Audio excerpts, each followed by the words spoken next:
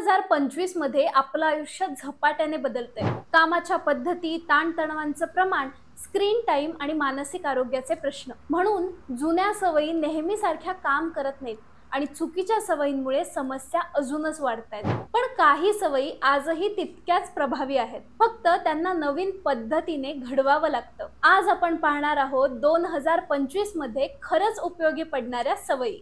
Welcome back to Chinmayi राज। मी चिन्मयी। दर शुक्रवारी तुम्हाला या बदलत्या काळात टिकून राहण्यासाठी उपयुक्त असे व्हिडिओज मी घेऊन येत असते। म्हणूनच अजून सबस्क्राइब करायचं राहिलं असेल तर पटकन सबस्क्राइब करा आणि या व्हिडिओमध्ये मी त्या सवयींसाठी काही पुस्तकही सजेस्ट करेन, त्यामुळे व्हिडिओ शेवटपर्यंत नक्की बघा। एक डीप वर्क सवय, एकाग्रतेचं शास्त्र। डिस्ट्रॅक्शन म्हणजे आजचं मोठं संकट। लहान सहान गोष्टींनी आजकाल आपण विचलित होतो। काही अगदी 5 मिनिटाच्या कामाला सुद्धा 2 तास लागायला लागलेले आहेत।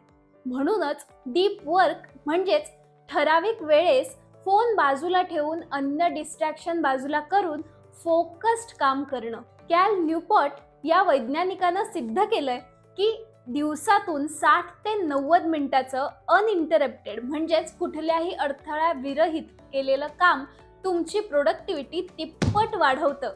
विचार करा, आता तुम्ही कसे आहात आणि अशी तिप्पट प्रोडक्टिव्हिटी वाढली की कसे असाल। त्यासाठी पोमोडोरो टेक्निक तुम्ही वापरू शकता। काय करायचं? 25 मिनिटं फोकस्ड काम, 5 मिनिटं विश्रांती आणि असं 25 मिनिटाचं काम आणि विश्रांती 4 वेळा करायचं। मग एक मोठा ब्रेक तुम्ही घेऊ शकता। डीप वर्क बद्दल अजून माहिती हवी असेल तर कॅल न्यूपोर्ट यांचं डीप वर्क म्हणजेच मराठीत अनुवादित केलेलं सखोल कार्य नावाचं पुस्तक आहे। लिंक डिस्क्रिप्शन बॉक्स मध्येही देत आहे। 2 अर्ली मॉर्निंग माइंडसेट, पण 5 AM क्लब नाही। सकाळी उठणं फायद्याचं आहे, पण सगळ्यांसाठीच 5 AM प्रॅक्टिकल होतच असं नाही। आतापर्यंत झोपेवर जे संशोधन झालं त्यात 7 ते 9 तासांची झोप आणि कन्सिस्टंट शेड्यूल हीच खरी सवय असं दिसून आलं। American academy of sleep medicine आणि स्लीप रिसर्च सोसायटी नुसार आपल्या मेंदूला आणि शरीराला नियमित वेळा अपेक्षित असतात। अनियमित झोपेचा पॅटर्न हृदयरोग, ताण, मेटाबॉलिक समस्या आणि मानसिक अस्थिरतेशी जोडला गेला आहे। म्हणूनच उठण्याच्या वेळेपेक्षा तुम्ही किती वेळ डीप स्लीप घेतलात आणि नियमित ती घेताय का हे महत्त्वाचं ठरतं। त्यासाठी झोपण्यापूर्वी शरीराला, मनाला स्लो डाऊन करा, शांत करा, ध्यान करा किंवा जर्नलिंग सुद्धा तुम्ही करू शकता। ओव्हर थिंकिंगमुळे झोप लागत नसेल तर त्यावर हा व्हिडिओ पण आपण बनवलेला आहेच, तोही नक्की बघा। आणि शांत झोप घेऊन सकाळी लवकर उठण्याची सवय 2025 मध्ये स्वतःला नक्की लावा। 3 स्क्रीन आणि टेक्नॉलॉजी पासून दररोज 30 मिनिटाचा ब्रेक। 2025 मध्ये AI, रील्स, हजारो ऍप्स मधून येणारे नोटिफिकेशन्स सतत आपली ऊर्जा घेत असतात। त्यामुळे दररोज फक्त 30 मिनिटाचा स्क्रीन फ्री वेळ तुमचं नर्वस सिस्टीम शांत करतं, डोपामिन रिसेट करतं। डोपामिनचा खूप इंटरेस्टिंग व्हिडिओ आपल्या चॅनलवर आहेच। हा ब्रेक घेण्यासाठी त्या व्हिडिओची सुद्धा तुम्हाला नक्की मदत होईल। त्याबद्दल एक पुस्तक आहे, द डोस इफेक्ट। सध्या इंग्लिश मध्ये, पण तरीही ते नक्की वाचा, सोप्या इंग्लिश मध्ये।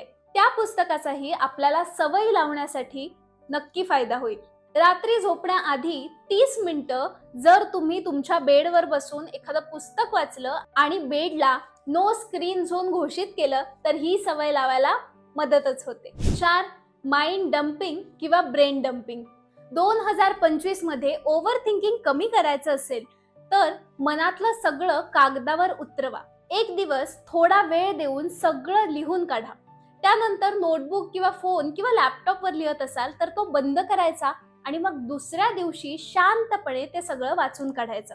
मग स्वतःला प्रश्न विचारायचे, कारण भावनांच्या भरात वाटलेली प्रत्येक गोष्ट सत्य असते असं नाही। असं ब्रेन डंप करताना आपला इमोशनल ब्रेन हा सक्रिय असतो, तर दुसऱ्या दिवशी मात्र आपल्या लॉजिकल किंवा रॅशनल ब्रेनला कामाला लावायचं।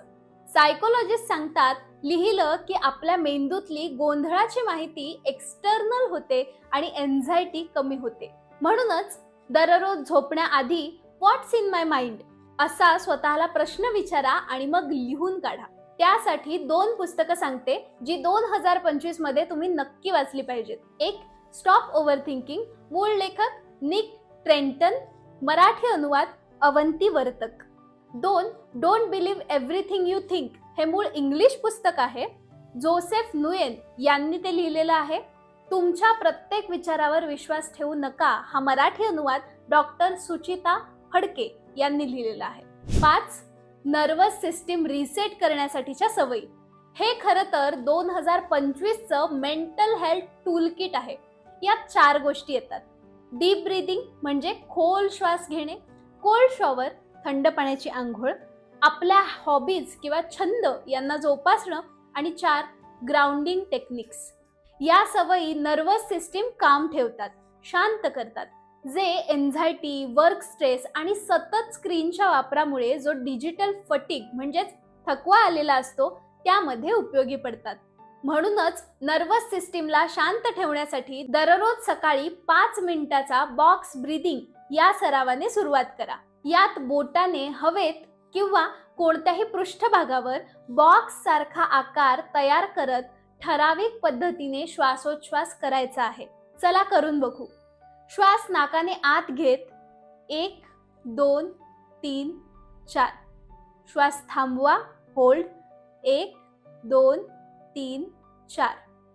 श्वास तोंडाने बाहेर 1, 2, 3, 4. श्वास थांबवा, होल्ड 1, 2, 3, 4. नॉर्मल श्वास. आता याचे 3 ते 4 राऊंड तुम्ही करू शकता. 6, आयडेंटिटी बेस्ड हॅबिट म्हणजेच चांगल्या सवयीचा संबंध तुमच्या ओळखीशी लावा. म्हणूनच ज्यांना सवयींचा एक्सपर्ट म्हणजेच तज्ज्ञ मानलं जातं अशा जेम्स क्लिअर यांच्या ऑटोमिक हॅबिट्स या पुस्तकात सांगितलंय, सवयी तुमच्या ओळखीशी जोडल्या की त्या टिकतात. म्हणजेच आधी तुमच्यासाठी कोणती सवय महत्वाची आहे आणि ती का महत्वाची आहे हे शोधा आणि ठरवा, आणि मग त्यांना स्वतःच्या आयडेंटिटी म्हणजेच ओळखी सोबत जोडून टाका. उदाहरणार्थ, मी एक फिट व्यक्ती आहे असं ठरवलं की व्यायाम करणं सहज होतं. अजून काही उदाहरणं सांगते आणि तसा संबंध लावल्याने काय फरक होईल ते सुद्धा बघूयात. मी एक फोकस्ड व्यक्ती आहे असं म्हटल्याने कामात लक्ष केंद्रित ठेवणं, सोशल मीडिया पासून वेळोवेळी दूर राहणं सहज शक्य होतं. मी एक हेल्दी लाईफस्टाईल असलेली व्यक्ती आहे असं म्हटल्यामुळे प्रोसेस्ड फूड टाळणं, वेळेवर झोपणं आणि व्यायाम करणं हे सवयीने आपोआपच घडू लागतं. मी सतत शिकणारी व्यक्ती आहे असं म्हटल्यामुळे दररोज 10 मिनिटं एखादं पुस्तक वाचणं, पॉडकास्ट ऐकणं किंवा ऑनलाईन कोर्स करणं ही सवय नैसर्गिक वाटते. मी आर्थिक शिस्त पाळणारी व्यक्ती आहे असं म्हटल्यामुळे खर्च करताना विचार करणं, बजेट बनवणं आणि बचत करणं सहज शक्य होतं. मी एक सर्जनशील म्हणजेच क्रिएटिव्ह व्यक्ती आहे असं म्हटल्यामुळे दररोज काहीतरी नव्याने लिहिणं, स्केच काढणं किंवा संगीत, आर्ट यामध्ये वेळ देणं यासाठी प्रेरणा मिळते. म्हणूनच तुमच्या नव्या सवयीसाठी तुमचं आयडेंटिटी सेंटेन्स तयार करा.